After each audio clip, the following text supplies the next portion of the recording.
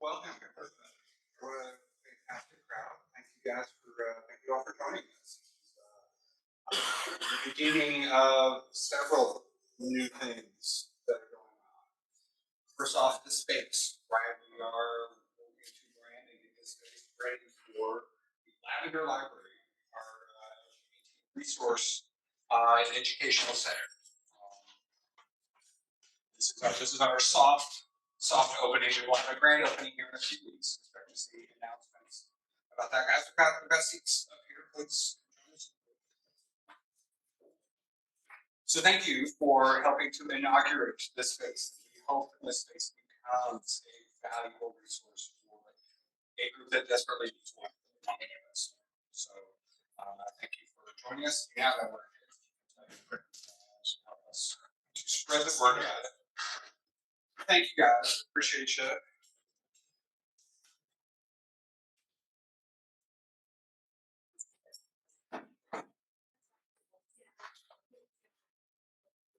This is not the only thing we are starting, though. We are also starting within the College of Arts, Humanities, and Social Sciences. We are starting a series of Keystone Conversations. I will let Dr. Seymour, the Associate Dean for the College of Arts, Humanities, and Social Sciences, tell us a little bit about this. And so you guys are here at the beginning of this as well. Hello, everyone. I'm Dr. Seymour. I'm the Associate Dean of College of Arts, Humanities, and Social Sciences. I am also an art historian and teach art history in the Department of Art and Design. So you are correct. This is the inaugural Keystone Conversation. What we are doing today is the beginning of a new initiative. This new initiative is going to start in earnest in the spring as we open the new Wingate Center for Fine and Performing Arts. And it will happen at this monumental sort of staircase that's in the building. Just wait till you see it, what I'm calling the steps. And so it's a kind of indoor amphitheater, so to speak.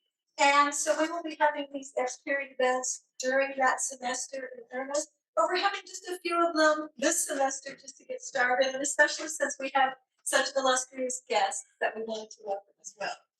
I just wanted to mention one thing, in case you don't know, art historians think everything is art. It's sort of a problem that we have. And so when we come up with new ideas, we have to give them arty names. So my question to you, what is a keystone? Anybody know what that refers to? Has to do with architecture. Do you know what it is? I know what it is.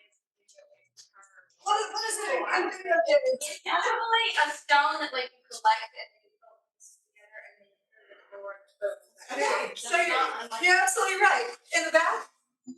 Keystone is a stone that's like, it's a building for a giant tower, and you were to remove that block, the whole thing. There you go. That's the answer. Keystone is that top stone in an arch or a vault, and it pulls all the other stones together, it locks them together, and it unifies them. And that's what we're really trying to do in the College of Arts, Humanities, and Social Sciences through these kinds of informal conversations. What we find out, and maybe you find this out too, is that we don't really know what each other does. We don't know what all these different disciplines are about. And so hopefully this will give us sort of an opportunity to learn from each other. Just while I've got one last second, I just wanted to invite you to the next Keystone Conversation, which is going to happen October 6th at X period. This one is going to happen over in Ferguson Chapel. I don't know if you've ever been in there. It's kind of an amazing sort of minimal space. Everybody has walked past it. We rarely actually step inside. This particular Keystone Conversation is called Gather at the Table, Eating Together as Radical Community. And it's going to be presented by Dr. Sharon Mason from the Department of Philosophy and Religion. And it is going to be a kind of prelude to a residency we're doing with an artist named Mike Durkin, who's going to come to our campus for more than a month and talk to us all about food and what it means to us and what recipes have to do with the way we sort of conduct our lives. So I am going to turn this program over to our presenters. Will you please give some warmth and love to Jaimee and to Chris? Thank you, Dr. Seymour. First, a short introduction of our guests.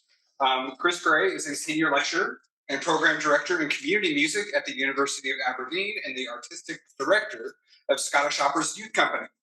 Chris's work in community music began during his undergraduate training and developed alongside his performance career. He has created and delivered educational projects for arts programs throughout Scotland. Chris has worked extensively throughout the UK and Europe as a conductor of youth and amateur ensembles. In addition, he has led youth choir and orchestra tours to Belgium, the Czech Republic, Germany, Holland, and Spain, and given numerous world, UK, and Scottish premiere performances. He has worked with young and established international artists, including Dave McCurdy, and has recorded for Classic FM. Thank you for being here. Jaimee Jensen holds an MA with top honors from the University of Limerick and has taught in higher education and community settings since 2010 and at UCA since 2018. Her research and passion primarily lies around community music. In 2019, she was featured in the publication Sounding Board for the article A Healing Beat, which discusses the use of drum circles to help participants address intergenerational trauma. Some of you guys who have been in her classes have enjoyed the fruits of that research. Additionally, Jensen Loving has been a presenter and a guest lecturer at several regional and international conferences and universities, most recently as a visiting lecturer at the University of Aberdeen, which founded the basis for our conversation today. In addition to her community music scholarship, Jensen Loving also performs as a soloist. She has sung with the Arkansas Symphony Orchestra, the Conway Symphony Orchestra, and the University of Limerick Baroque Orchestra, among many others. And this December will be a soloist with the Little Rock Winds. She co-owns Community Creative LLC with her partner Kendi, which facilitates local community music projects. She maintains a private trauma-informed voice studio and is the producer of the podcast The Modern Loving Family. So please.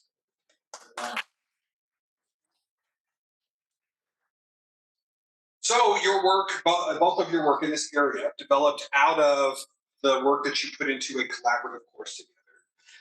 Chris, would you tell us a little bit about the context for that course and how it came to be? Yeah, sorry. So at the University of Aberdeen, I'm the programme director for the Bachelor's in Community Music that we have. I moved to Aberdeen 12 years ago to set the programme up, and as is one of the two full programmes in community music in the UK. What community music is way too big a topic to open up now, but I believe there's an opportunity on Thursday afternoon to hear all about it if you're there, we plug for that one. But I think it's important to consider within community music in the UK particularly that as practitioners we spend most of our time working with the most vulnerable in society. And it's because of that when I designed the degree programme as a whole and the courses that are within it, that one of the frameworks that we were very much bound by was a piece of legislation in the UK called the 2010 Equalities Act. That Equalities Act brought together 116 different pieces of legislation in the UK that were all designed to provide specific opportunities for all, so that everyone within the UK was treated equitably and fairly. So the 2010 Equalities Act is a really profound bit of legislation that we have to hang most of our work off of. Particularly within it, it deals with discrimination law, and it looks at the protections that we should provide diversity within it. There are 9 protected characteristics that are mentioned within that act that we work to and that we aim to ensure discrimination is eradicated from. And those 9 characteristics are age, disability, gender reassignment, marriage or civil partnership, pregnancy and maternity, race, religion or belief, sex and sexual orientation. Off the back of that, what we have in the UK is the government will then produce what they call statutory guidance. And in 2017, statutory guidance around the support for additional support needs and disability was published. And there's a really important differentiation I want to throw in here, that an additional support need is terminology that we often associate to disability and to the negative side of things, where we feel that an additional support need is provided to someone to bring them towards a normal education or a normal experience. But in Scotland, particularly this statutory guidance is Scottish, we also include the gifted child. So it wraps right round. So what we're clear on in Scotland is that this is for anyone who has an additional need that allows them to excel in the way they should. So it's important to think about it's not just the negative but positive. So in Scotland, a gifted child, someone who's particularly gifted in music and engineering and maths, is allowed an additional statutory benefit to allow them to excel. So in 2017, we need to ensure, because our community music graduates work with the most vulnerable and the most gifted, was to create a course that we called Additional Support Needs of Community Music. But over the period of the delivery of that course, we started to realise that in a community-minded way, to only focus on one of or two of the protected characteristics that were bound by law was not community oriented, where we actually started delivering on a practice that we asked students to. So several years ago, we started a process of redesigning and reallocating that course. And from there, we ended up with a course that was titled Equality, Equity and Social Justice Through Music. So two things changed, that we moved the course to focus on all 9 of the protected characteristics, but we also moved it away from community music to look at music as a whole. So what can a performer do to ensure equity, equality and social justice? What can a composer or a musicologist do? So it was no longer just about a community musician. So I think it's important to say my pedagogical approach to the way I work is very much grounded in the constructivist ways of John Dewey, American philosopher and educator. And it's this idea that knowledge is created by working together. And it's really important for me that I look at the way that power shifts within my classroom. So I identify myself as a resource, not a leader or a teacher. And it's really important that as we hand things back, it's about students taking ownership of that practice. And that was a really important part of the way the course structure was designed. Jaimee will talk about it later this week. The course was designed in 2 halves, briefly to let you know. The first half dealt with terminology and concept only. It was all about challenging our students to really get in deeply to all of these issues. Again, we'll talk about later. And the second half looked at specialism. So it looked at how, as you as a performer through case study, can bring about acts of protest or activism to change the way we look at what we do through our practice. The course assessment, the final little bit. I had a lot of problems getting through our quality assurance committee.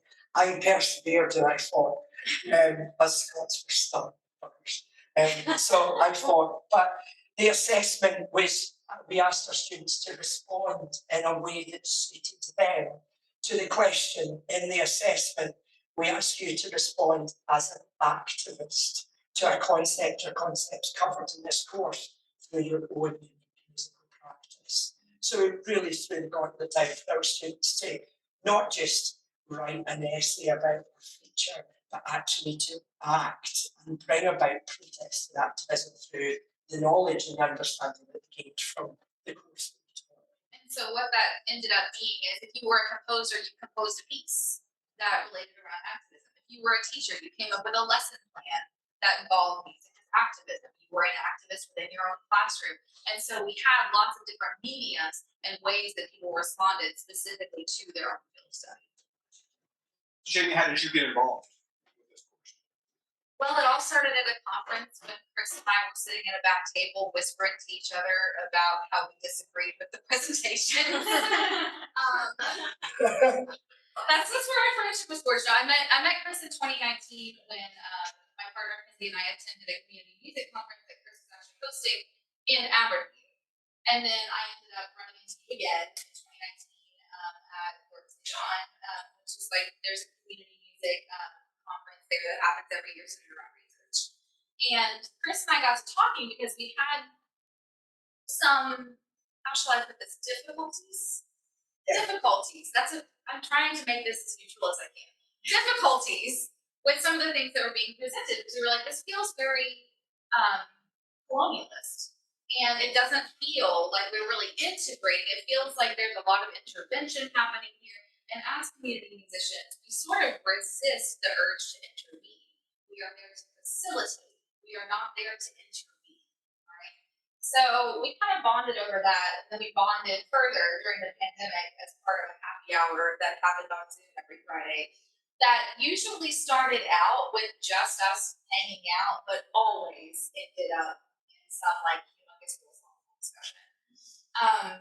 So yeah, you ended up asking me at like the end of 20, you kind of like floated it by me. You were like, would this be something that you're interested in? Because he knew about my work here at ETA. So here at ETA, I teach a section of music appreciation called Music for Social Change. And we talked a lot about how music gets used as activism in there. But that wasn't the only reason. I think that why Chris asked me, and I think you feel free to jump in here and tell me I'm wrong. But I also approached that class in a very similar way as what Chris does in his. It is not my classroom, it is our classroom. I don't even like to necessarily refer to it as a classroom. It is a community, a learning community. And I try to give my students ownership over that as well. I am merely there to provide context and to provide propagation. And so we have very similar teaching styles in that respect. We also have very similar worldview. So.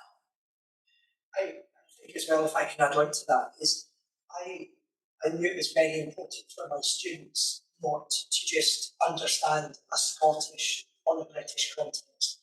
I needed my students to have their eyes open much more culturally across the pond, because in Scotland, you know, our TV and films are dominated by American films, by American culture, but actually that's one perception of our culture. And although we share and there's a lot of similarities across that point, we do deal with things very differently. And I've certainly had an experience of that myself in the last week. Well, and me too, whenever I came over to you. So like the last class of the semester, I actually went to Scotland.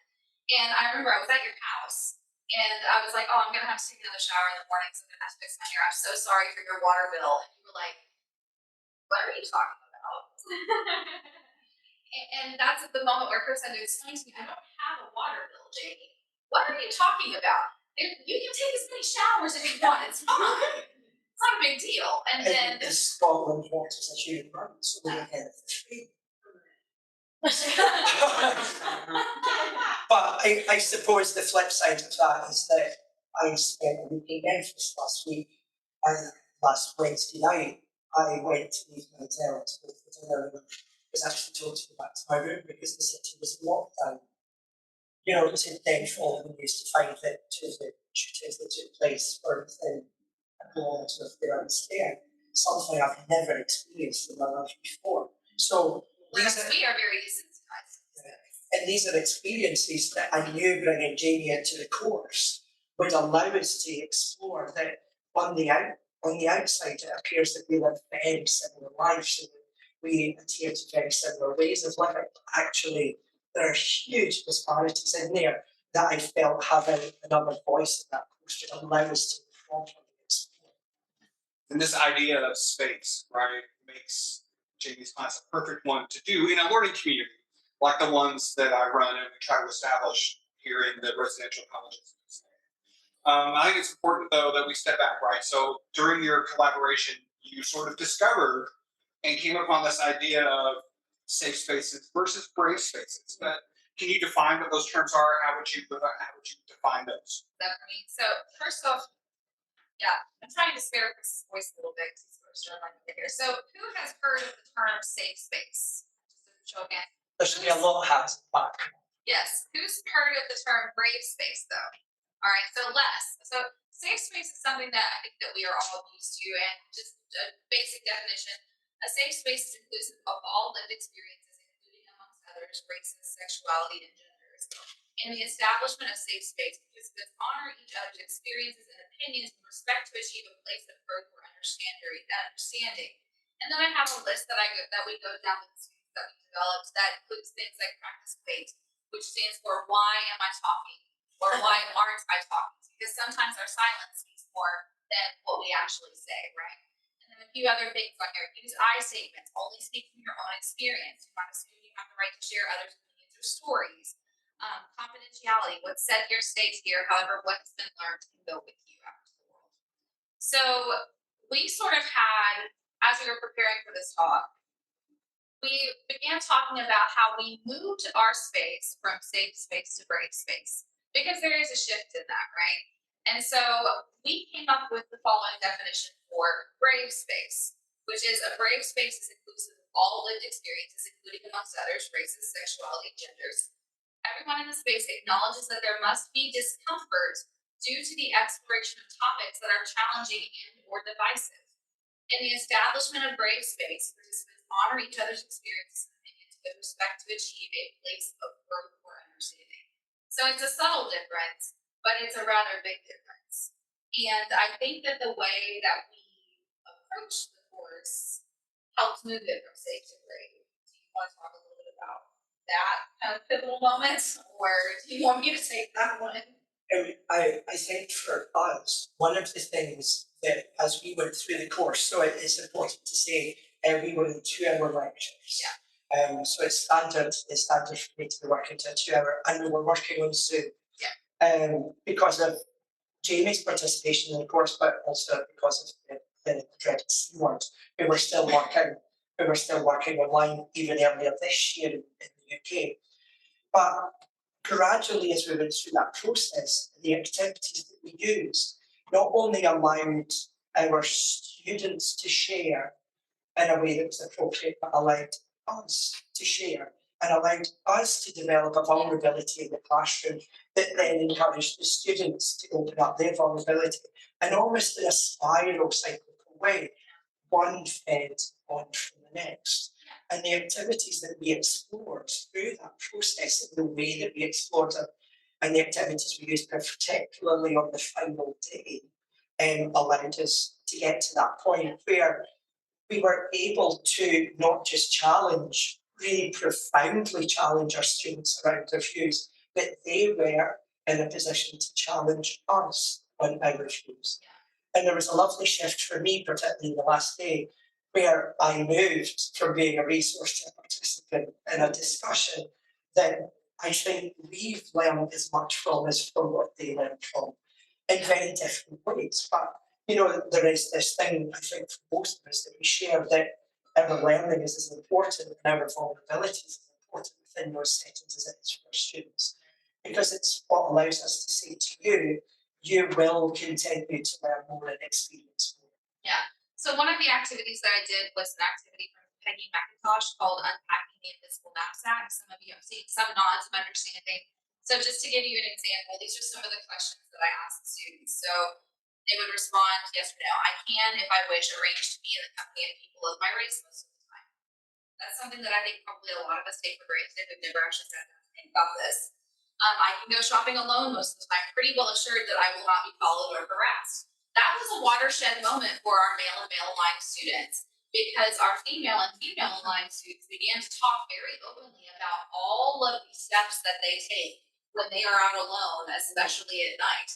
And you watched all the men and male aligned people in the class go, I had never thought of that at all. And then I went through another sort of similar exercise that I developed. There was a video that went around social media a few years ago with people on a football field. It was all about privilege. And so for each statement, if you said yes, you took a step forward. For each statement, if you said no, you took a step back. And so these were things like, I was born white, or I was born a man, or I was born to a middle class household, I was born to a lower class household. And so we sort of developed it for Zoom a little bit. And so I said I did a point system since we didn't have a physical space. And by the end of it, we had students who had negative scores, and then we had students who had very positive scores, and we had students who were sort of surprised on both ends of the spectrum. There were some who were like, I did not realize how much privilege I had. And then there were others who were saying, I didn't realize just how much I've come from. And so that was a pretty And within the privilege exercise, there was interesting moments where we had a group of 20 students in front of them who actually hadn't ever considered being at university as a privilege. Yeah. And they were, oh yeah. Oh. There was lots of Scottish faces. I call it rabbit in the headlight look. And there was this, and what Jaimee didn't get to experience was the amount of students walking past my office after that class going, How dare you do that? I've got to go think. I've got to go drink. You know, there was all these responses about just how much asking them to stop and think about things that they take for granted really impacted the way they looked at their current position. And we started to get a little bit more vulnerable, I think, that day, just the two of us, because like I am relatively privileged, right? I mean, I am in a woman-aligned body, I am not binary, but if I walk into a room, people perceive me as a cis het white woman 99% of the time, I would wager. But I am also partnered with someone who has not enjoyed the same privileges as me. I am partnered with a Black person. And they gave me full permission to talk about their experiences in this course. And I also have a biracial child. And so it was during this discussion about privilege, people were talking about skin color, and I was like, I know that y'all were doing an eye over my kid a second ago, and she's very cute right now. How do you think she's going to be perceived in the room when she's 18? Because the world will perceive her as a Black woman. It doesn't matter what her white identity is. It doesn't matter that she has a white parent. The world will ignore that completely and perceive her as that. And all of the trappings that come along with that, right? Good and bad. And that was a really powerful moment for them. And I also pointed out to them that when my mother was in elementary school, she could have never even dreamed that her grandchild would be a biracial baby girl. She would have never dreamed that I could have married a Black person. It was not legal here. And that was something very profound for them as well. And I think to get a little bit of context, and where I work in the north of Scotland, a huge amount of my students will never have met a person of colour or different ethnicity. So a lot of my 19 and 20-year-old students in Aberdeen will never have met a person of colour. So to have that discussion for our students, particularly in the north of Scotland, is a hugely profound moment for them. So it's worth adding that little bit of context to why the reaction is so extreme. So with that understanding and that radical idea of making yourself vulnerable to the class, that is incredibly radical. Why do you go to the effort to do that? What do the students get out of your vulnerability? I'm super glad that he's asking very small questions with very direct. I think we're hearing different questions, to be honest. It's a humanity thing, right? I mean, at the end of it, it's a humanity thing. Because for those students who had never seen a person of color, all of a sudden they have an instructor who has a 2-year-old who's vying to be on screen, who's a little person of color. And, all of a sudden it becomes a lot more real to have somebody in the room rather than just reading facts on page. I think as well, there's an aspect of modelling here, pedagogically, there's this aspect of modelling that if we're able to demonstrate a vulnerability and we're able to demonstrate bravery about talking about ourselves and for me a factual and appropriate way, empowers our young people to be able to do the same, and empowers our young people maybe not to be vulnerable themselves, but to engage in conversations that will lead that way. So I think that aspect of us being able to show that it is okay to do this, and here's a great way to do it, and here's a great way to be honest, open, and authentic about who we are as people, allows them the opportunity to do that for themselves. Furthermore, we do it in a class where we're set in a space that allows them to do it if they want to do it, but also equally that if they want to sit quiet and watch it all go by, but still learn profoundly from it, then that's acceptable too. And I think that's a really important thing that we embrace, is that there were people in our class that didn't contribute to discussion. And it wasn't until you look at this assessment and go, oh my goodness, you've actually been moved or impacted far further in this course than actually some of those that we couldn't get to shut up to be perfectly frank. So there is that thing that we need to be careful about what we see as engagement when we teach. And I think that was one of the profound things for me as we modelled that some people actually were impacted but didn't speak, and some who did speak a lot, maybe not so much. How do you feel like your shared space with those students then transform? How did it shift from a neutral space, maybe even a hostile space, to a safe space, and then to a brave space? Were there any moments during the course that opened your eyes to that and the need for that? The shift to brave space on the final day. So, okay. So I went over to Scotland, I went over to Aberdeen for the final day of the course. That wasn't what we originally planned. That was nowhere in the plan whenever we started out conceiving the course. I just happened to end up with flight credits. I was like, hey Chris, do you wanna have some fun? And so then I went for flights. So I got there like the weekend beforehand. And so we spent that weekend kind of like going through what we wanted to do. And we knew that we wanted to do something to provoke the students in a safe way. Keep in mind, we had in the weeks leading up to this, all these exercises and all of this establishment of safe space. And so the students were actively engaging in conversation. Even if they weren't engaging in the big conversation, we'd send them to breakout rooms, and they fairly well all contributed. They were all contributing to the learning community. But we knew that we wanted to do something that would catch them a little off guard.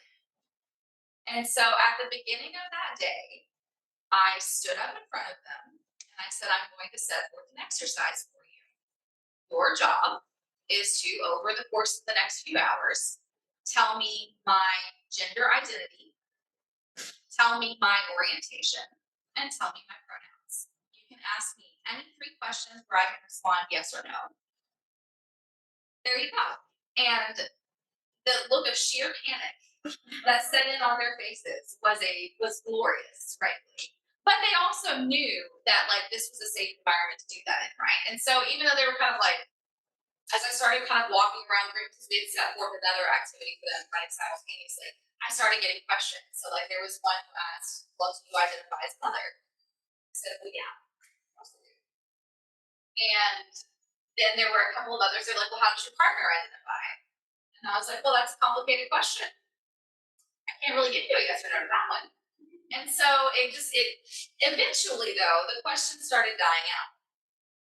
Because at the same time that this was running, you were running an activity with them.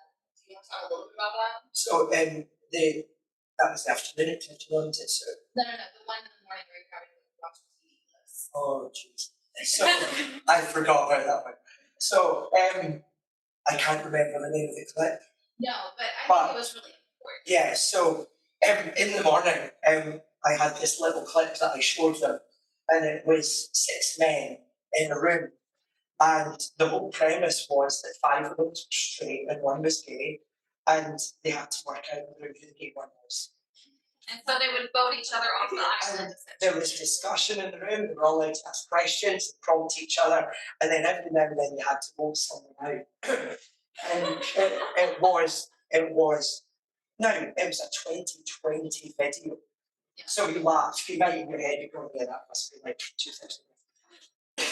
No, it was like It was post-COVID it started. And there was a real visceral reaction from the students. yes, because like the questions that they were asking in this video, they would like ask them, well, are you into theater? Or do you care about your clothing choices? Yeah. So like every single stereotypical question you can imagine, they just went. Yeah, your skincare looks good. That's what we want, you know? Yeah. So we had this running simultaneously to them trying to figure out these 3 questions about me. So if it was early in the afternoon that we got back to that question before we engaged in the final discussion, and it was kind of a proud moment for me when we brought it back. And actually one of the master's students, because it was a final year, it was a final year or master's course, in a very angry way. She was like, I am not doing this. It was, well, I'm not doing this, how dare you ask me to do this? And I had that little moment of thinking, yes. You know, and it was that thing, it was like, how dare I make any assumption about someone else? You know, that's not for me to make that decision. And the discussion that came out of that, because of course all it took was one voice and the rest, yeah, absolutely. Yeah. And off it went. But the reasoning for that was that moment where you knew that what we had done within the course was really impacted. You know, the way people responded and the way they pushed back against this was the secondary pride moment. Because actually I always feel that my students should be able to say to me, I don't agree, but be able to tell me why and have a discussion about it. And that's what really unpacked at that moment. Yeah, and I think that it's worth noting here the profound shift from safe to brave space because I felt brave in that space. So we had an additional activity with them after that. But then at the end of the day, I was like, I did set you this challenge. And I will be completely honest with you. Here are my pronouns, here is my orientation, this is how I identify. And we had a very frank conversation about it because they were curious, and human curiosity is absolutely 100% normal. And I think that we wanted to foster that in this course. That's part of brave space, right? Of asking those uncomfortable questions, but doing it in a respectful way.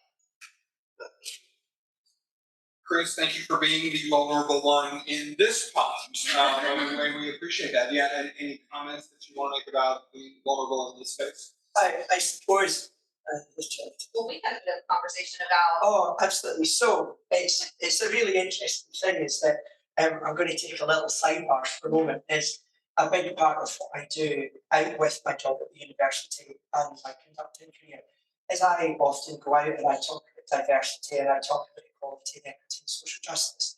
And I've done that with a lot of our major corporations in Scotland. And there was one conversation that I looked after with National Arts Company, where for the first time in 2020 I spoke to the board and their senior management about what equality and equity actually meant.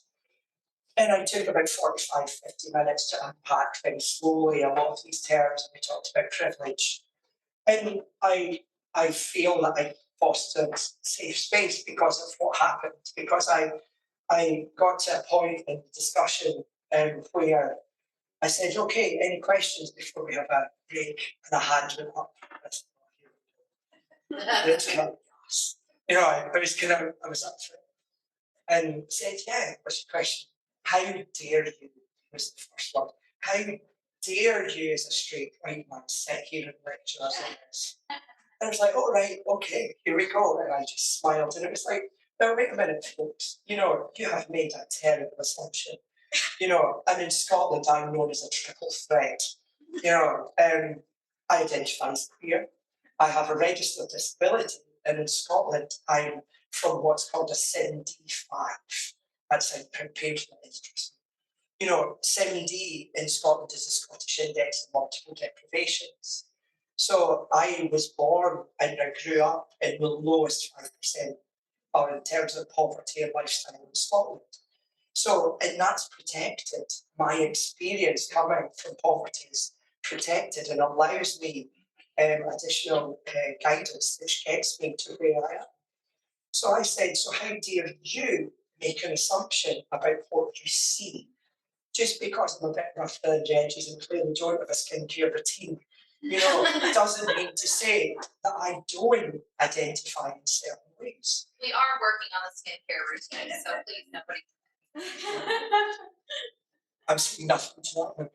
But yeah, so it's that kind of thing, you know, where it was an opportunity for me then to talk about me, because I always feel my diversity is something I talk about factually and appropriately. So there was a moment in that final circle where I talked about some of those identifiers for me. And around that, there were students going, and you could say, you? And it was like, yeah. And there was an opportunity for a braveness there and a vulnerability for me that I'm not often afforded. But in some ways, it was also a further modelling for them that it's okay to work in that way, that we don't need to talk about all the time who we are, to be proud of who we are. And there was an additional message in there for them as well.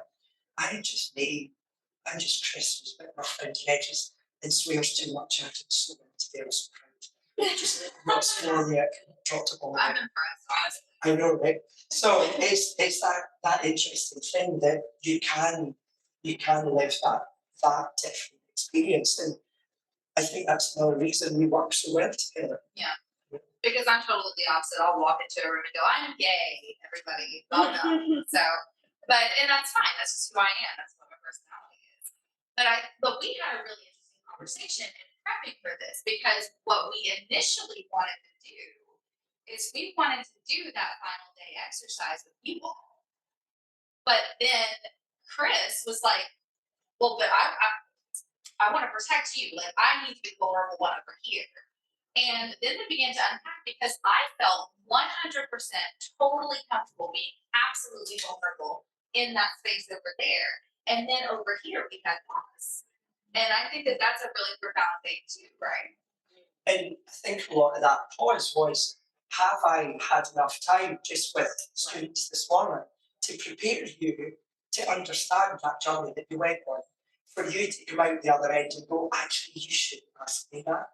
You shouldn't ask me to make that assumption. And we realised that actually, and it was a big realisation for us to think about how much we actually covered in that course in Aberdeen over those 5 months. We sat down last night and we were like, oh, we totally forgot that we had done this, because there was just so much packed in to that very, very short. And it was interesting, it wasn't about me not wanting to out myself for one better. It was about doing it in a way that meant something. So in the way that we discussed it, we then come up with this question about diversity and engaging with diversity and vulnerability in the way that we teach, which gave us the opportunity to explore it in a way that allowed this discussion that's happening just now. Whereas we felt the activity in the end would have been about sensationalising an issue, not learning profoundly from an issue. And we were very clear, and we actually had that discussion in Aberdeen about the way we did the activity with Jaimee, was to ensure that we always framed it in a way that wasn't about sensationalising an issue, it was actually about making an impact with what we do. And that was really very important to both of us. So I want to open the floor up for questions, and I will start with the first one. Just to prime the pump. And as I look out here, I see faculty colleagues, I see students, I see members of my learning community. How can, in whatever groups that we find ourselves in, how do you think, what are some things that we can do to help cultivate braveness in whatever those spaces are that we find ourselves in? Got it. Damn it. I'll go first one. You can buy the first one. This might be a tough one for some to hear. It's hierarchy. It needs to go out the window. We need to understand in conversations and the way that we teach and the way that we work that I may have a role that's to guide, but it's not my role to tell you exactly what you should do and how you should do it. It's my job to give you the space to learn for yourself. And I think for me, safe space comes from a removal of power, a removal of hierarchy. Don't get me started with things like there's not enough time in the day, but I think we need to be very careful that influence that is often given to us in the job titles we have has to be removed, it has to be taken out. And it's about having a conversation of equals, and it's about fostering that in the spaces that we create. It takes time. It's not just you walk into class and take it out. You develop it and you switch it and you move it gradually. But to me, that's the most important part of safe space, is that everyone has an equal place and an equal space within it. Which can be incredibly hard to navigate within the traditional structure of academia. I do not often feel like I have much in the way of power or the ability to change things, and that's just a framing admittance there. And I'm sure that there are others in here who feel similarly. I can tell you what I do, and that's that I try and teach that sense of brave space in my classroom. And I don't even like to say my classroom, in the community in which I operate. And I just hope it filters out. Yeah, and I think the structures that we both work within. I work in the UK, what's labelled an ancient university. So teaching started in Aberdeen in 1495. And I can't tell you how many times I've sat in quality assurance meetings trying to argue for something Well, I've done it this way since 1495. And you would put it in bloody Belgians, right? Change it, and it's like, well,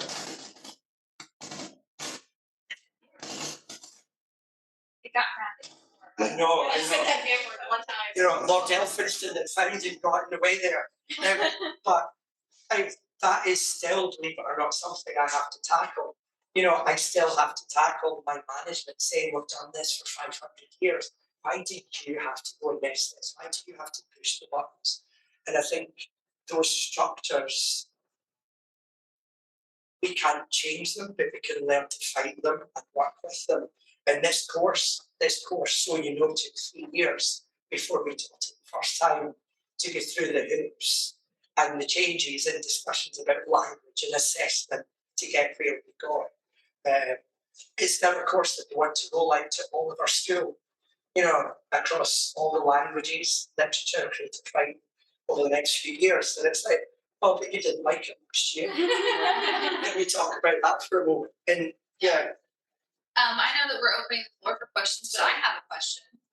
Hey, Carl, you were there for that final fishbowl exercise, and we ended up throwing you into it.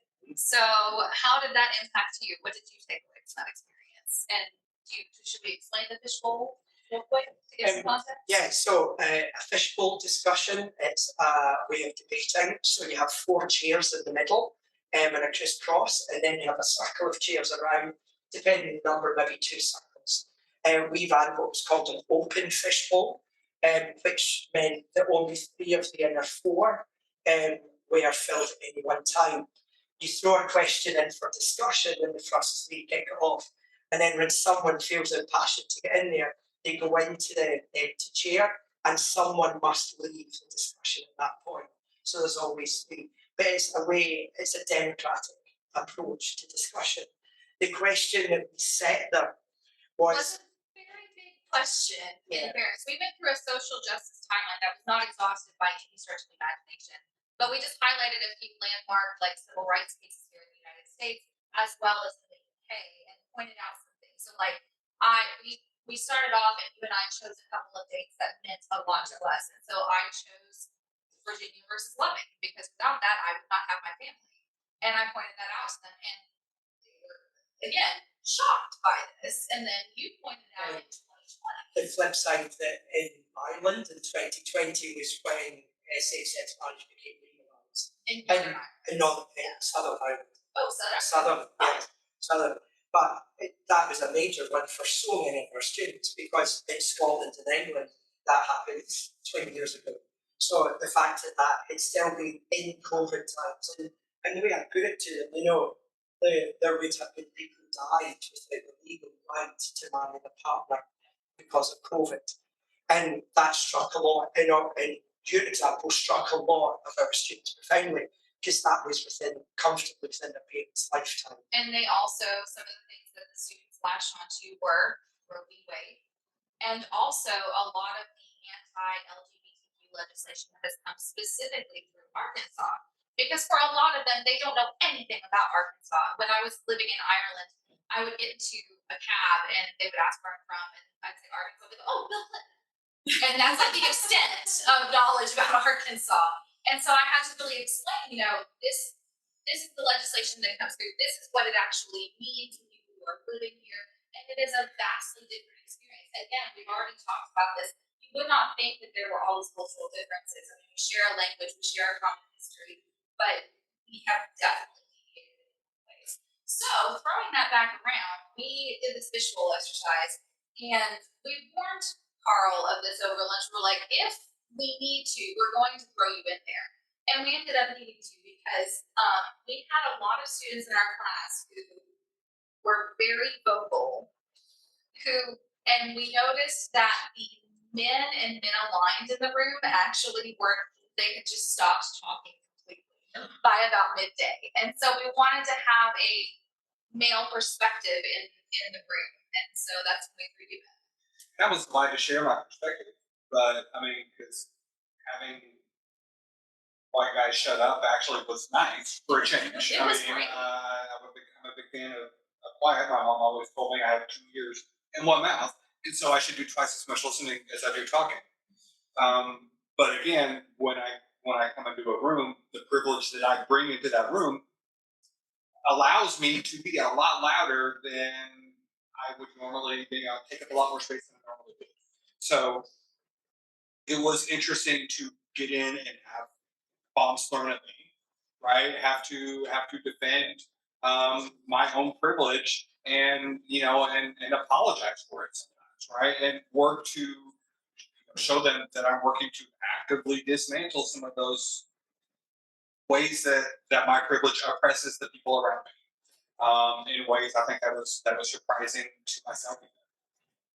We had asked the students to debate if they felt that in the current day, if we had actually made any progression around equality, equity, and social justice.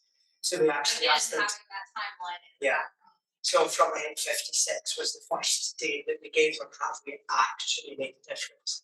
And I think if I can share it, the consensus around the room was we have the freedom to talk, but do we actually have the freedom to act yet? And it was a really interesting moment to see the students come to that yeah, we're all afforded a place to talk about these issues, but actually do act. Have we got a place? And it's so interesting that since then the amount of progress that we talked about in that timeline that has been dismantled both in the UK and the US since that moment will completely change the way we have to teach next year. And we'll spend a couple of days at the end of this revisiting how we teach. How do we actually teach a course where we no longer look at the majority of the work we do as making progress, but actually stepping backwards? And that's in the UK as well. We just do it very politely and very subtly in the UK. Cup of tea, but it's still there. The same issues are being dismantled in the UK as they are here. So how do you teach a course in this subject when you're watching the world turn backwards? Right? What questions do you have for okay?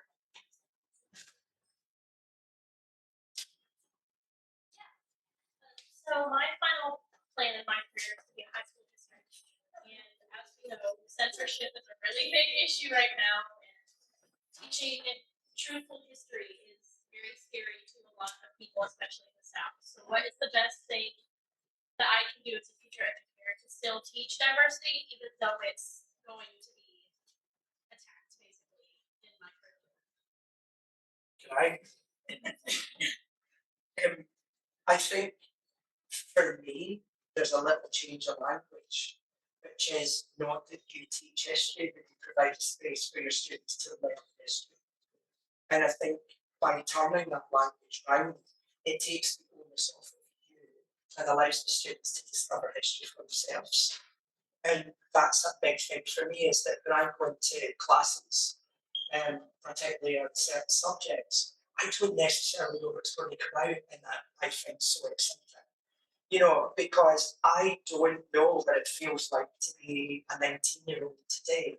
Thank goodness for that, I will say. But, so I don't know what experience and context they want to explore. But that's their learning to do.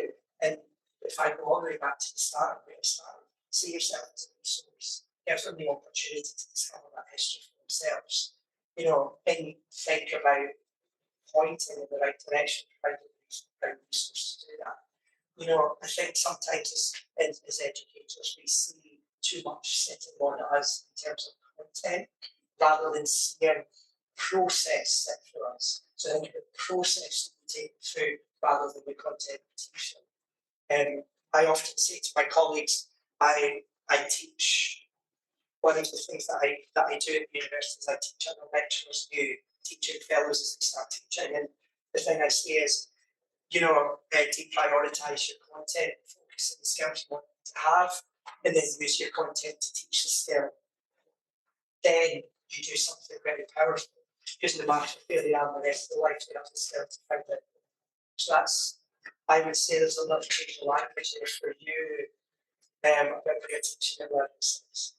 And a change of process. Like I think about a lot of what I do. So obviously I'm teaching it in public, right? So it's a little bit difference. But I am still very careful in the way that I teach sometimes because of the nature of my position and the scrutiny that we are sometimes under here, especially when certain people were still in office and attacking critical race theory, which is the thing that I teach.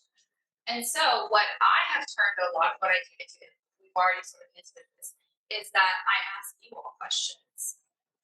And it's up to you all to find the answers. And like Chris says, I'm there to provide context. So when I have somebody asking me, well, what was with like all of this hip hop music in the 90s that had this message? How did all of this come about? And I'm just like, how did it come about? What were the historical events that led to Tupac making that record?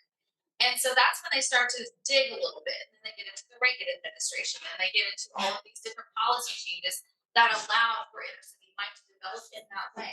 And so then they have a clearer picture. So it turns into you asking them questions, not necessarily you telling them information.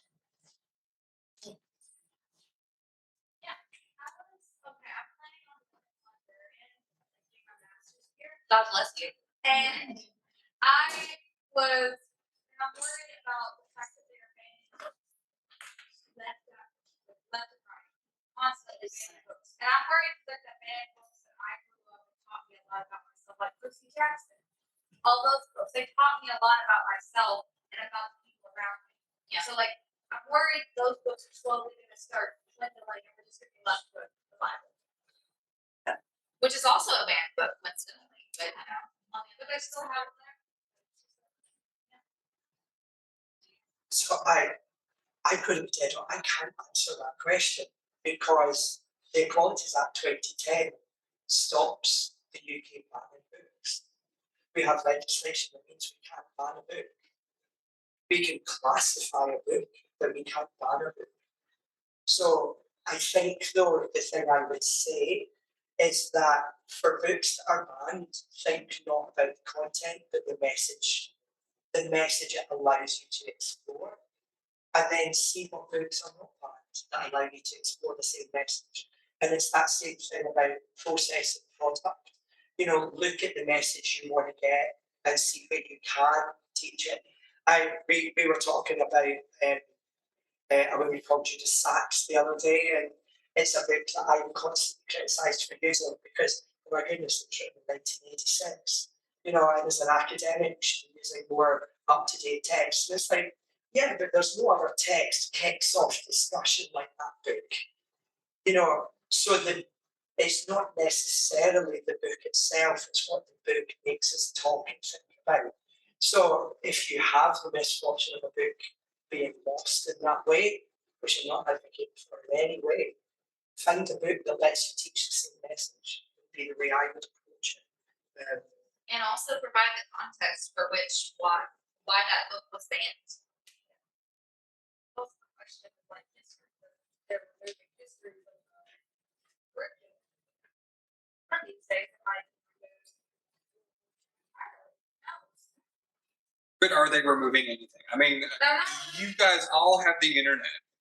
Banning anything is next to impossible, as any parent certainly knows. But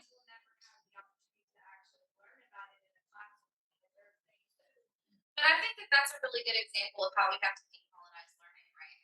So learning doesn't solely happen in the classroom. Learning happens everywhere. We facilitate it in the classroom, and we can definitely provide context for you all in the classroom, and we can challenge you, we can provoke you. But the learning for you all doesn't often happen within the classroom, is what I would actually say.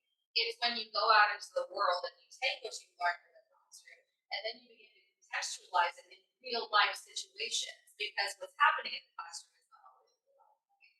So learning will still happen. Humans will always find a way. It just may not look exactly the same, and we may have to find it. We encourage that most of the people who like to make books probably have read a lot of their books, so you can easily find them. Exactly. I take a look up for that. I think off the back of that, there's a really important thing that we've talked about, which is, and it is the teaching of history.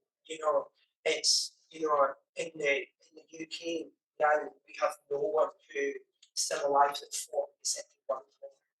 And that moment was well marked in the UK. We have people that served but didn't actually fight.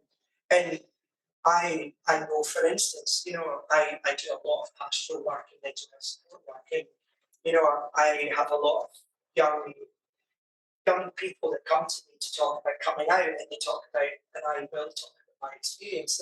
And it's like, I'm an age, you might not think it's going to hear about there, that, my first experiences in the world were at the end of the pandemic. And that profoundly changed the way that I look at myself and I look at the world around me. So for me, it's really important to teach those moments, because actually it's so easy to forget how the difficulties some people went through, to allow a younger generation to go through their own difficulties. And I don't mean that in a patronising way. My goodness, you lot, between 18 and 22, I wouldn't want to be you. I wouldn't want to do that age again, in the way that you do it. But it's important that we all understand those contexts that we grew up through and the things that have happened to come where we are. And your history will inform 30 years from now the next generation of young people. So please don't see it as a patronising thing. It's just acknowledging that every cycle informs the next, and as profound a way as the last. The younger generations have lived through so many once in a lifetime unprecedented events. I hate that word. And that will impact the next. So that teaching of history is really very important. We need to learn from it. I also see your passion and you're fed up with the way that things are, and that gives me hope. Yeah. Thank you. Bring it, because we deserve it. And I'd say the same about both questions. That's the thing we talk about to the students in Aberdeen. That's the willingness to be activists and the willingness to protest and stand up for what was right, but do it in an informed and educated way. That's the pivotal part. Is that whenever we do that act of protest, we do it with knowledge and we do it with support. That we do it in a way that opens an argument and a discussion. So much of activism and protest is violent, is pushy, and that's what turns people off from the conversation. So I would really, that passion is amazing, because it's what will open up the conversation and exchange. I hope if nothing else you take from this is actually like marching down the street with a sign. Yeah. In fact, the ways that generally get a lot of things done don't look like that at all necessarily. That's one form of activism, it's one form of protest. In fact, there are all kinds of ways to be an activist in all kinds of ways. So we were just talking about this. That the fact that I have a progressive pride flag up in my window is a form of protest here in the South. And that says a little bit more than if I had that up in New York City, for example. And so there are ways of protest that are somewhat passive or that are somewhat more, it's more of a risk. But even just in your classroom, you're presenting things in a certain context.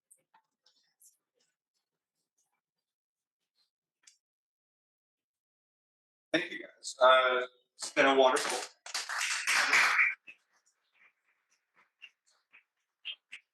No, we're getting close to class time, so I think I have to leave. Please take we could get some refreshments who came in later. Grab something to drink and a cookie, so that I don't have to do them later. Stick around. We'll be hanging out for a little bit. Y'all have a wonderful afternoon. Thank you for joining us for this first Keystone Conversation.